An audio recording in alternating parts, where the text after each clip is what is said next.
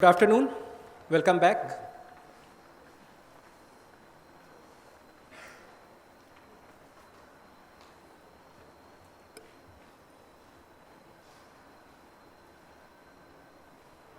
Today we are going to have the first talk in the first SRIP lecture series.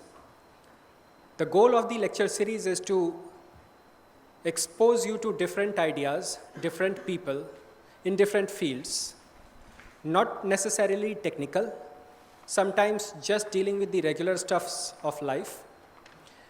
We are very happy to announce our first speaker, first talk. This is about a secret topic that relates to research, life, and so on and so forth. But I will talk more about the breadth of our speaker's own experience, Professor Kashi Vishwanathan Chelvakumar. He has taught many subjects in different institutions, over 30 courses. He has been on top managerial positions in different companies, that is CEO, CFO, president, and so on and so forth. Currently, he is a visiting professor at IIT Gandhinagar in the Department of Mechanical Engineering, and many of you might be working with him already. Without further delay, I will like to invite Professor Chelvakumar for his first SRIP lecture.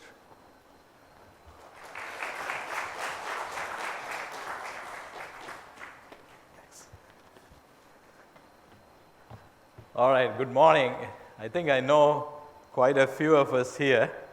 So this is going to be a very interactive, fun lecture. And I expect you guys to talk. There are mics available. We can make it available to you, right? So let's get started. So Professor Jain talked about the SRIP experience in IIT Gandhinagar, and this is mainly again for those of you who are from outside IIT. Experience the vibrancy of this campus. It's a brand new campus. We just moved in completely about a year and a half ago. And it's an amazing campus. Yes, there are things that we don't have here, but enjoy what we have. Take walks, not at 12 o'clock at noon, but maybe at 9 o'clock at night, or hey, 5 o'clock in the morning, right? So take a walk, see the campus. There is a whole side of campus that even some of the IIT guys I know have not seen. See the ravines there. It's a beautiful campus, okay? Also, Ahmedabad, the vibrancy of Ahmedabad. I keep discovering more and more. Even last night I was at Mirzapur walking around and found a little cart having fresh cut chicken that they were frying. I'm sure there are a lot of vegetarians here, so just close your ears. But they were frying this chicken, man, that was really good. So, and how many, all right, how many of you have been on the Heritage Walk, including our own IIT students? How many have you been on the, oh, great, great, about a third of you. Do try Old Ahmedabad, Heritage Walk, the Walled City, the history of Ahmedabad. It's fantastic. It's a 2-hour walk, and I think students, it doesn't cost like 30 or 40 rupees probably. So do go take a look at it, and you will enjoy. So having heard all the challenges and so on, I thought I'll start it up with a lighter note. So enjoy Gandhinagar, IIT Gandhinagar, enjoy Ahmedabad experience. What we are all engaged in doing here is scientific research. So what constitutes scientific research? Well, we start with the scientific method, which is systematic observation. Systemic and systematic both, observation. So we observe in a very systematic way at the systemic level what is going on of what we decide to study, followed by experiment, measurement, formulation, testing, and modification of hypothesis. Now, this is the part, hypotheses, this is the part I think many students It holds for me 40 years ago when I was an undergraduate. I was not looking at things from a hypothesis point of view. So first you formulate a hypothesis. What do you think is happening here? Then you test the hypothesis. Although it's a very abstract concept and abstract methodology, it's something that's extremely useful. And if you approach scientific problems through a hypothesis or hypothetic approach, you can get some rigorous results, and I will speak about rigor as well. And finally, criticism is the backbone of scientific method. A lot of us don't respond very well to criticism, right? Even, last night I was with some really good friends, and one of them made a statement, and I'm like, what the heck's wrong with them? Why are they saying that? But then I started thinking, and there was some wisdom in it. So we can always learn from criticism. And those students that are working in our solar group, we are actually going to do a poster presentation on Monday. We will send announcements out. We want all of you to come, take a look at the posters and critique it. Constructive or destructive, it doesn't matter. We will figure it out. But look at it, say what you like, what you think are the opportunities, what can we do better. And always seek criticism, but take it with a pinch of salt. Don't let criticism ever put you down. It's a criticism of what you have done and not of you. Always keep the difference separate. Okay, there's another thing that's extremely important when we do scientific work: authenticity and veracity, verifiability. How do you verify something? How authentic it is? And I'm going to be violating this during today's talk, and I want you guys to put your hand up and challenge me. You talked about authenticity. Is this authentic? Okay, and I'll tell you why. Verifiability. So whatever you say, as human beings, we always run this code in our head while we are talking to someone, while we are listening to someone. We are running a code that's verifying what they are saying. Does that make sense? Well, it doesn't really look like it. And if it doesn't make sense, then that person loses credibility. We go and check it. Nowadays, there is this PDA, and you can just go to Googleshwar or Wikipedia, and within a few minutes, you will know whatever they say. That doesn't mean that Google and Wikipedia are correct. But this verifiability loop just got shorted. It's very, very short. So you should be verifiable. Now, what's the advantage of all this is credibility. I want to tell you a story. Professor George Hausner, a giant in the field of earthquake engineering, he was about 80 years old when Dr. Jain and I were his students. He was one of the, Fluor Daniels is a large consulting company. Fluor had a job in the Middle East, a huge construction project, and in an area which was susceptible to earthquakes. So the CEO had told the vice president in charge, just do the design and everything, but just make sure you run it by Dr. Hausner. So about a month later, all these are presented, computer programs, computer results, nice graphs, nice PowerPoint presentation, and this is the design. It's going to be great. The CEO, smart guy, asked, so what did Dr. Hausner say? And there was a lot of hemming and heeing and hawing. And it turned out that Dr. Hausner had said, well, there seems to be some problems here. I cannot quite put my finger on it, but it doesn't look quite right. And the CEO said, well, then go back and redesign. And they said, but he could not tell us what was wrong. And he made a statement, look, if Dr. Hausner says the building will fall, the building will fall. You may not know that, the building knows that. That's the credibility. Wouldn't it be nice 10, 20 years from now, someone tells that about you? It's absolutely possible. Develop that, build it. It doesn't happen overnight. And that comes through these steps of being very authentic, being verifiable. You build credibility. Depth. So sometimes we are shallow about things, right? There is this story about two young men that went to the same schools, grew up together, about the same level of performance academically. 10 years later, one of them ends up as a very senior person in the company, the other one ends up still at a low position. So the guy who was at the lower position goes to the CEO and he says, how come I am still in this position? I mean, we've got a lot of things. We are the same, and that guy is, way up. So the CEO said to both of them, he called the other guy also, and he said, and you've heard this story in different forms, in different names, with different backgrounds. So he tells them both, well, there is a shipment that's arriving, find out when it will arrive.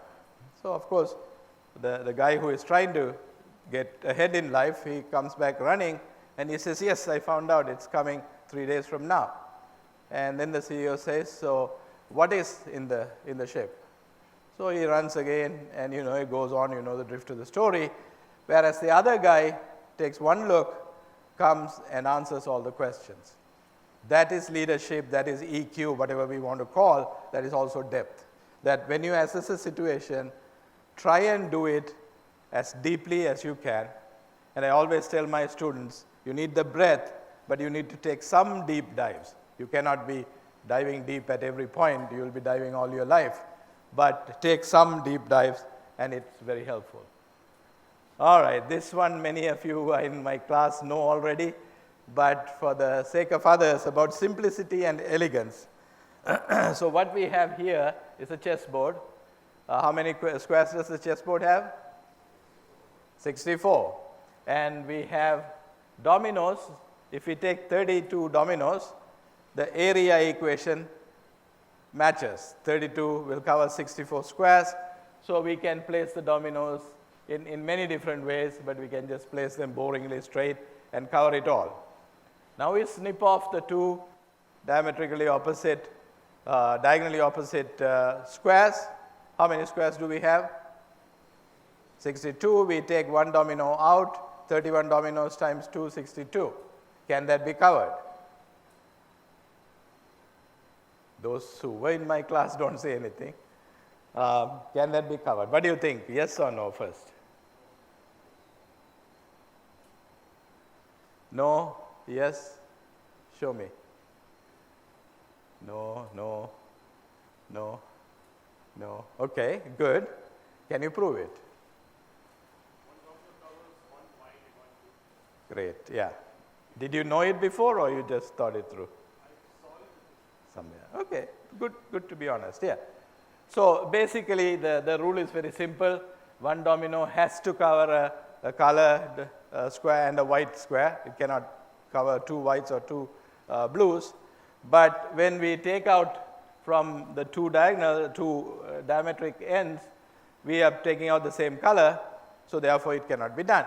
Very simple, very elegant. Is this something that will work every time? Hell no. But is it something you should not even look for? No, look for it. Is there a simple solution to the problem at hand?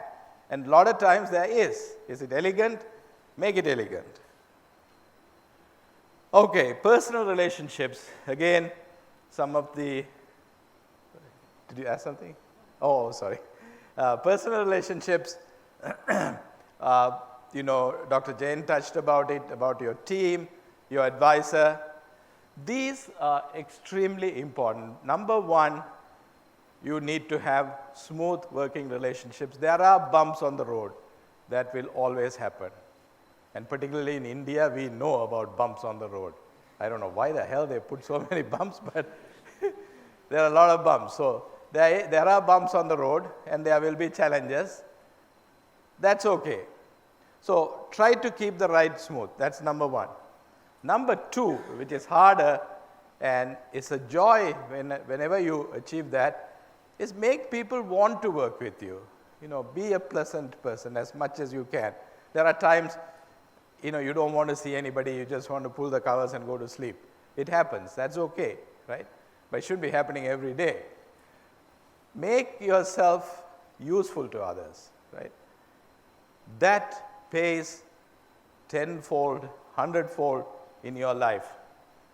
When things go around, they also come around. So personal relationships, whether it is with your teammates, whether it's with your advisor, whether it's with your family, always invest in that. Sometimes it would seem like, it's taking so much time, right? Like a baby that's coming, you are working very busily on a project, there's a deadline 2 hours from now, your 3-year-old daughter brings a little cup and says, drink the tea. There's no tea there. But what do? You get the cup and you drink it and you say, oh, this is great. Because 40 years later, when you are lying in your sick bed, it's that child that's going to take care of you. You don't do it because of that. You do it because you truly like it, you truly enjoy. And again, what goes around comes around. So don't let them pass by. Use relationships for the best benefit of both sides. What's this map showing? So many of these things, none of you challenged me all this time, man. I've been talking a lot of unauthenticated, unverifiable stuff, right? So is that inappropriate? What's the value? Right? Dr. Hausner's story, that is true, right? This thing of going and looking at the shipping thing, it's not factual, right? So I violated it, but why? What's the purpose? Yes? Message, exactly. So what we want to do is sometimes we want to get a message across. You're not claiming this is what really happened, but you want to get a message across, right? So that's all right, as long as you know where you're doing. Whereas when you're doing a scientific paper, you cannot be putting fictitious names and fictitious stories and writing a scientific paper. You need to know the difference, right? Anybody? Yeah. On personal relationship. Yes. Should we? Yeah, if we can. Yeah, thanks. Sorry about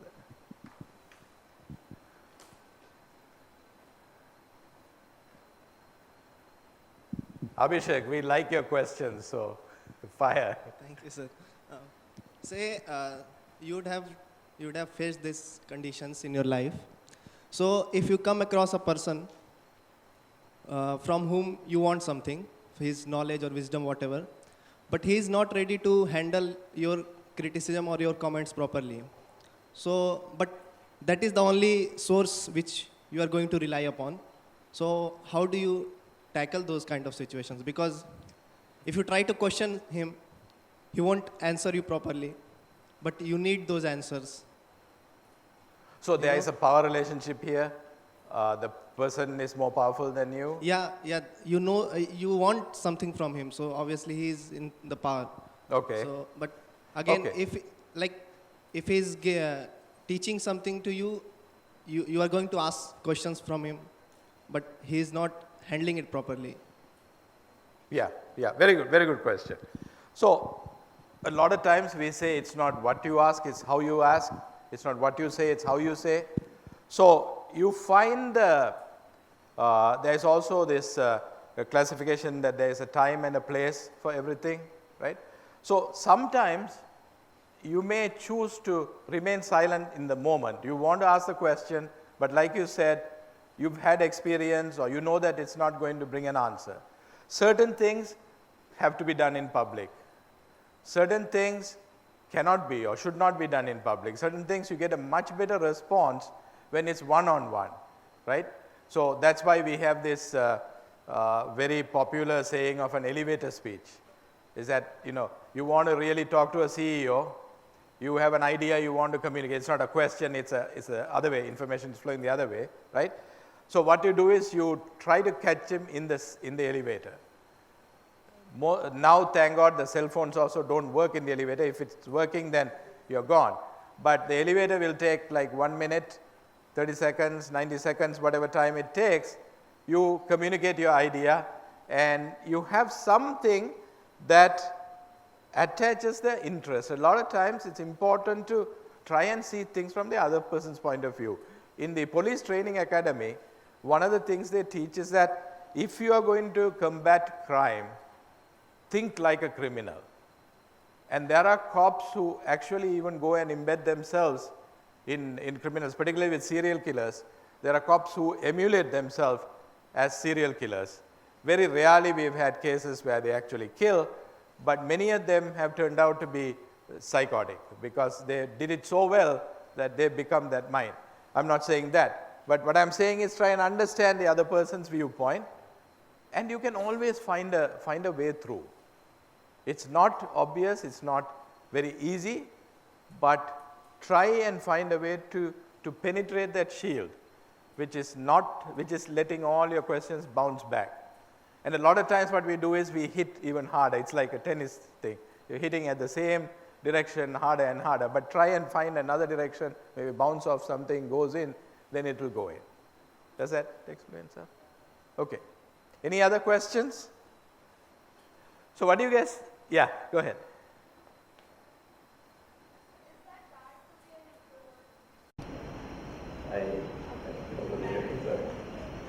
What's that? Is it bad to be an introvert? I don't think it's bad to be an introvert. It is, every one of us have strengths and weaknesses. Strengths, we want to use them to maximum benefit. Weakness, we want to find a way of not letting it hurt us, right? So, let's say someone is an introvert. There is a meeting going on, board meeting going on. Usually in high-powered meetings, there are a lot of extroverts. So they are talking, all this is going on. What you do is you use the person who is an introvert should use their silence to formulate whatever they are going to say very powerfully, take into account what others are saying, because one of the problems is a lot of times in communication, you are saying something, I'm not listening to you, I'm not thinking, I'm formulating my answer to you. But instead, if I listen to you carefully and then formulate my answer, so use that silent space, because the person that is an introvert has a lot of silent space. Silent space is very, very, very powerful.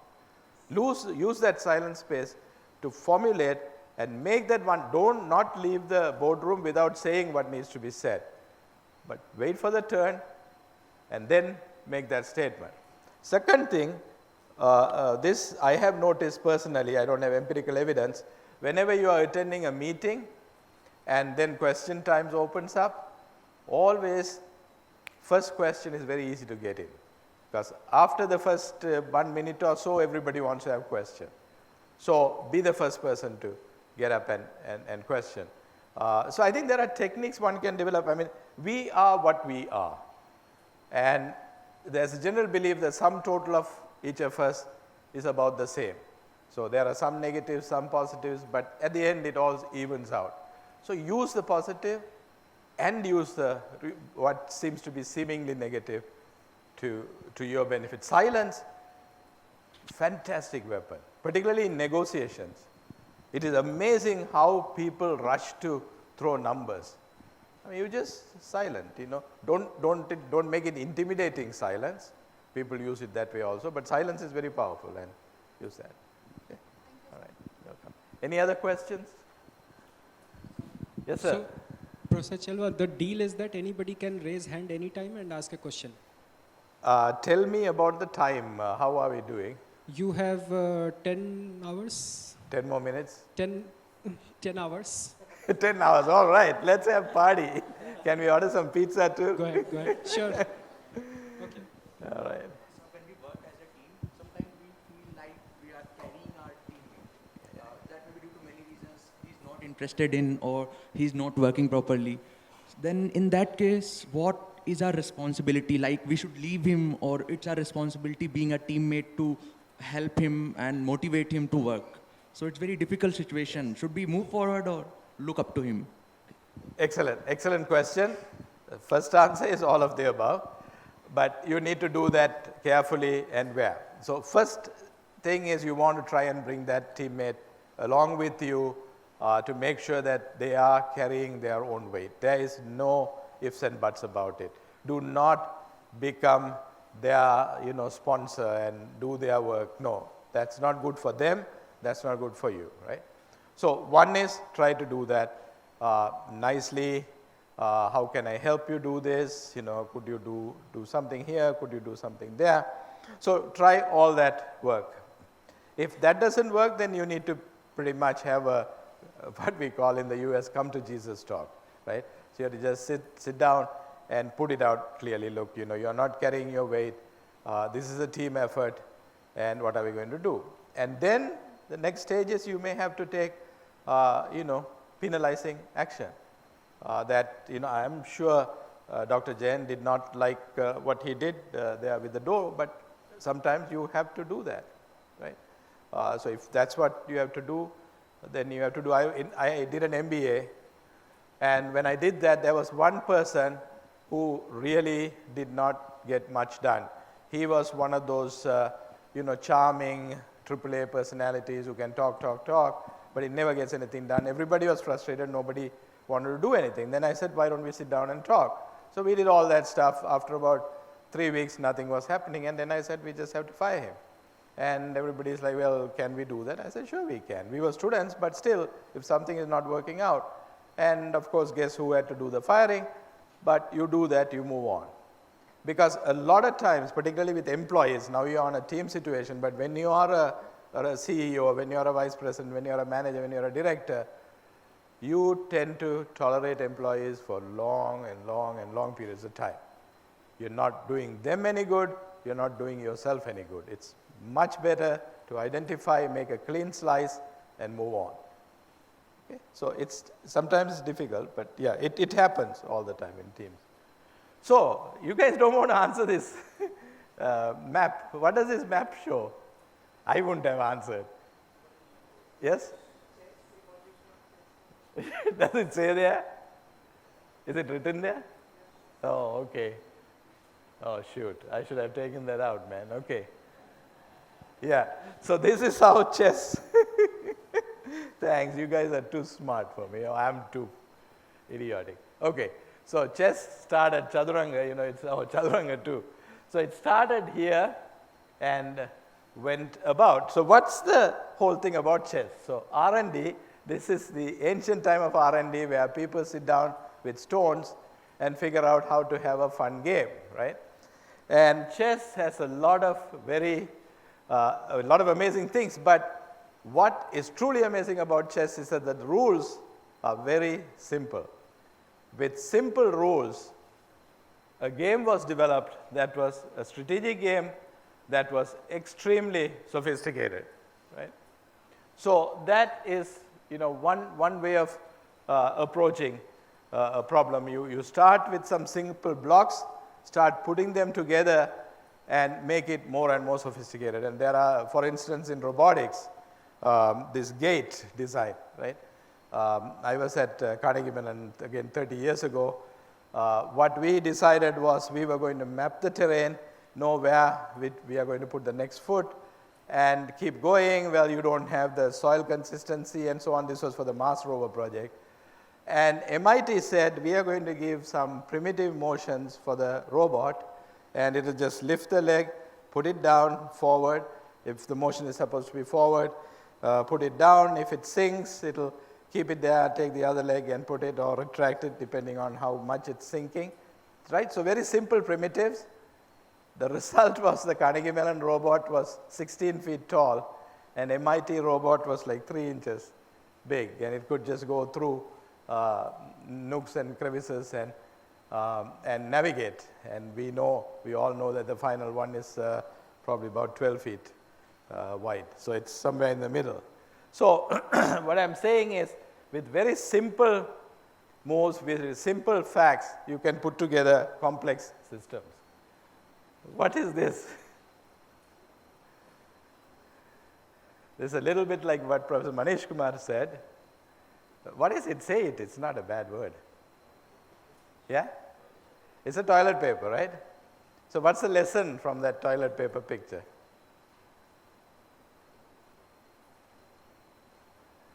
Yeah, anybody? Yes? What do you see? What do you see happening? If you are someone from fracture mechanics? Yeah? Anybody wants to take a guess? Exactly. So it starts ripping, gets to this point, doesn't propagate further. The whole thing is not ruined. It's just one sheet, right? So why is it doing that? Because it follows the perforation. So again, this is not authentic. Apparently in McDonnell Douglas, they were working with the aircraft frame, and they had problems with cracks and crack propagation leading to frame failure. So there was this engineer who was very frustrated, and then of course he was taking care of business, and he pulled the paper and this happened. And bingo, he got the idea. So what we do now, we have ribs where we have holes, and if there's a crack here, it is arrested between the two holes. So the integrity of the airfoil remains. Otherwise, if it just cracks all the way through and breaks away, then you lose integrity. And you may ask what happens if there's a crack like that. Well, the direction of cracks for this particular component is in this direction. Okay? So what's the moral of the story?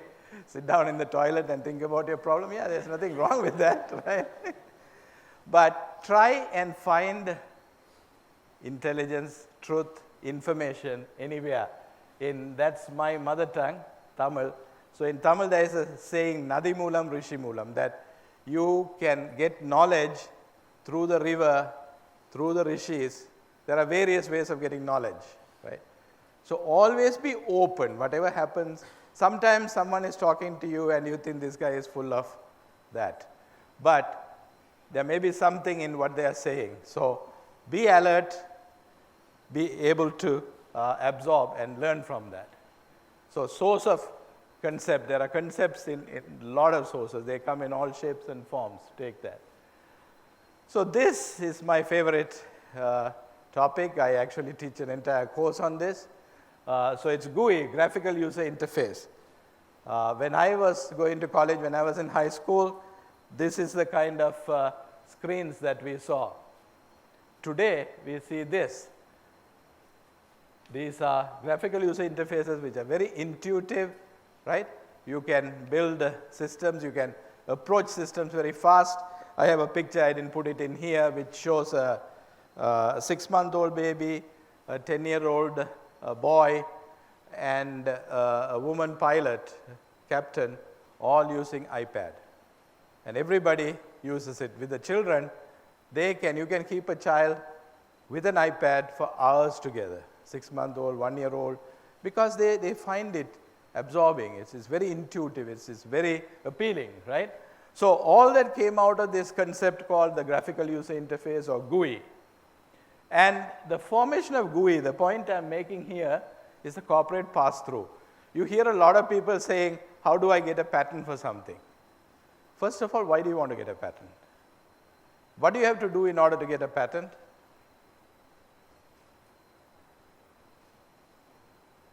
No? We haven't got to that point yet? But yes. Right? And in the process of registering, what do you have to do? Paperwork. And what does the paperwork contain? What kind of information do you give? Right. Right. So basically, you're disclosing what you're going to protect. And the hope is that it's being disclosed in a manner that saves it.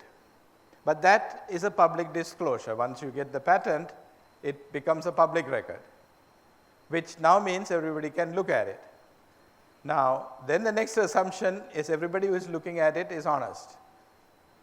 And generally we have a problem with that, right? Some of them are dishonest, so they try to steal it. So the patenting process, right?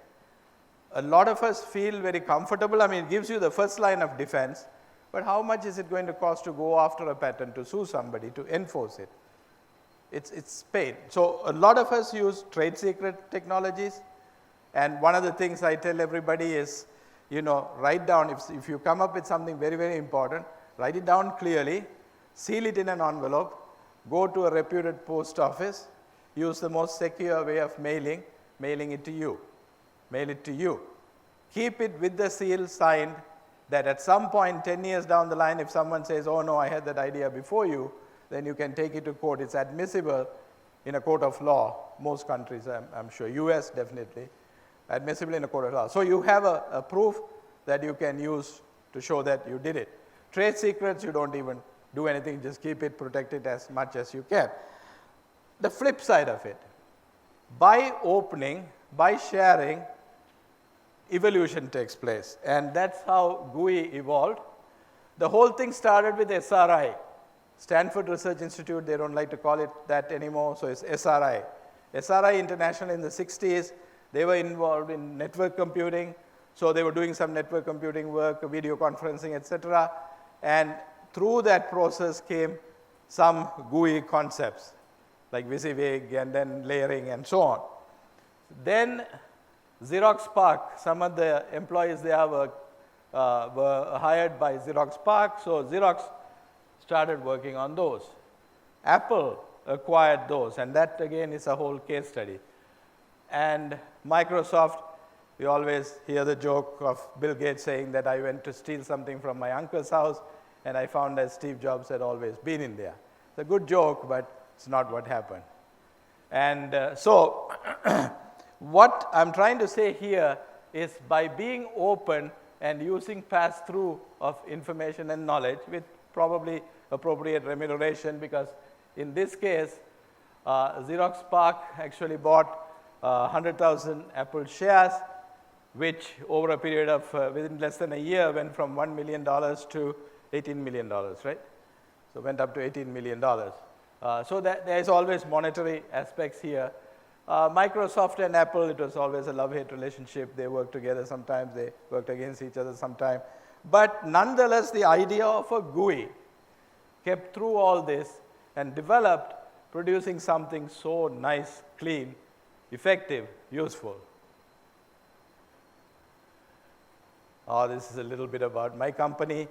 So in 2008, we actually broke the open circuit voltage. We blew the record by 45%. So it seemed like a quantum leap.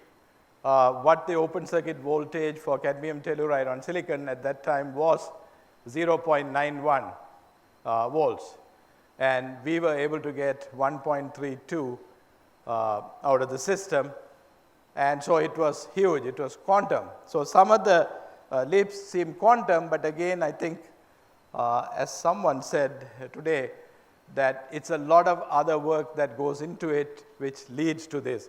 For instance, the founder of the company, Professor Siva, he had been working on this for 40 years, and he fine-tuned the dark current, how to get the dark current under control, fine-tuned how to get lattice mismatches under control, fine-tuned various things, which all then at some point comes together and makes it a beautiful advancement. So do those and also keep track of those. Sometimes we do little things here and there, but then we don't keep track of them. Always, save, keep track of them. Okay, some of you may want to go to graduate school. I want to talk to you about ranking. Ranking is not well, first of all, Dr. Jain and I, we both went to Caltech, so we always pick the one which has Caltech as number one, which is what it should be, of course, right? Do we have anybody else from Caltech here? No? No, okay. So what do you observe from this? I mean, you see this crisscross mapping, something that's one in one system. So I've given you two systems, two ranking sources. So Caltech was number one. Under the Times Higher Education, but it is number 7 under the best schools, right? But what can you aggregate? In the aggregate, what can you say? If you look at the top 10, so if you look at the top 10 all the way up to this, there are only 2 in the ranking system B that are not in the top 10 of ranking system A. So in aggregate, these are the 2 that are away, that are not in the system. And that's something interesting about those 2, right? Not in the US, yeah. So obviously this must be highly US biased, right? And then there are 2 that would make their way up, which are Berkeley and Columbia, right? So again, 2 US replacing to European, British and European ones, right? But 8 of them are the same. So if you look at top 10, both ranking systems have 8 schools are the same. So what we learn from this is look at it in clusters. Don't say, oh, this is number 6, that's number 7, doesn't mean anything. But this is within the top 10. The next one is within the top 25. Use that as a measure, not the only measure. What is even more important is who is doing what work in these universities. If you find someone who is doing incredible work in a university that's not recognized much, because you want to have some recognition, you want to carry the degree for the rest of your life, then make sure you're aware of that and you choose that carefully.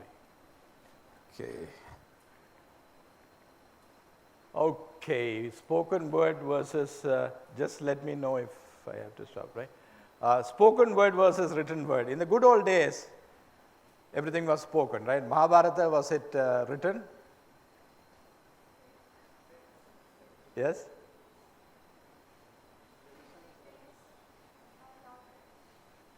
What was that? Right. So it's believed that Lord Ganesha broke his tusk and wrote Mahabharata. We don't know whether, we can't prove it's true or it's false, right? But most of the dating systems are showing that not the kind of dating you're thinking of, right? They show that somewhere between 400 BC and 400 AD, a series of stories got woven together into what became Mahabharata, which makes sense because it's huge. It's Iliad and Odyssey combined and multiplied by 4, I think. It's something huge. I mean, it's a hugely complicated, big story with stories within stories within stories, right? So it kind of propagated. Even Homer's Odysseys were originally word of mouth, and then at some point people write. So for a long time, write down something. Even today, we always, as scientists, engineers, we write down, publish papers, and that's very true. However, don't underestimate the power of spoken word now, because we record this, we put it on YouTube, a lot of people will see it, right? So the paradigms are shifting, so be aware of it. But still, the written word has a lot of power. So please write excellent reports when you're done with your work. Write excellent reports. Make sure they are publication quality, both in content and style, right? And do not underestimate that. Okay, we have, I think, 3 slides to go. So perfection. What is the worst thing about success? Let's say you dream all your life that you want to make $50 million net worth, right? And one day you wake up and you find you have made it. What is the bad thing about success? Sustaining, yes. Yeah, so you adjust. Now you're not happy with 50, now you want 500, yes. Find another dream, yes. What else?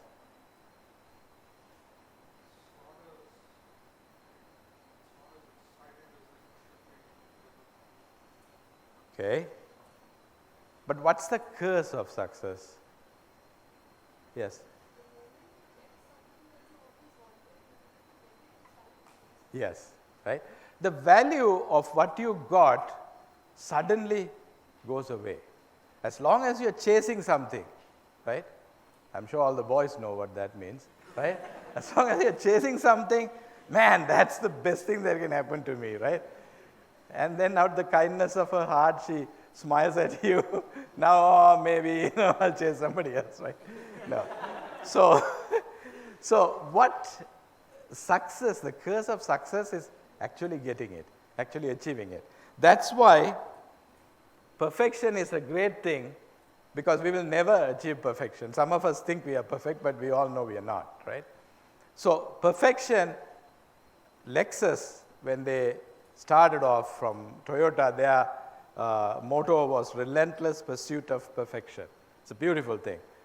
So life should be a relentless pursuit of perfection in different ways, in different forms, but always look for that. And you'll never get it, so it's good to keep looking, right? pride. Take pride in what you do. That doesn't mean that I am the best, everybody else is a fool. There's pride in what you do, not in you, right? Make that separation. What I did was really great, right? And there were also A, B, C, and D who helped me do that, who helped me achieve that. Thank them. Say thank you for what you did, right? Joy, enjoy life. Don't lose that zest in life. There was a soap in the US called Zest, and they had this advertisement, and the guy is soaping, and he says, zest for life, Have that zest for life. Don't lose that. I'm a 60-year-old guy still enjoying the day as it comes up, right?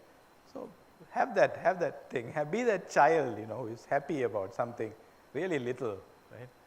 Excellence, again, same kind of thing. And finally, being in the zone. How many of you have been engaged in some intellectual or physical pursuit where things were just clicking? Everything was kind of coming together. Have you experienced that? You guys are like, what the hell is he talking about? No? Think about it. I'm sure everyone has had that kind of moment in your life where everything seems to just click together. It's a short time, but it happens, right? And that's being in the zone. And when you're in the zone, there is a feeling that comes, and I'm going to show a picture, right? This is Sindhu.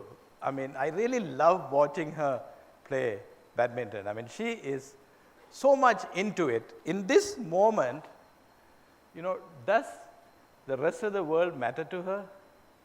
It's her and her accomplishment. Similarly, there should be moments where the rest of the world just melts away. It's worth it, right? Pursue that, right? All right, guys. Good luck. We love you. Don't disturb us too much, but we are here to help you, and all the best. I'm in 339, building 6339 for 4 more days, then I'll be 10,000 miles away. But you can get my email, you can communicate with me, and we are all available to you. We want this to be a great success. We know it will. So, thank you.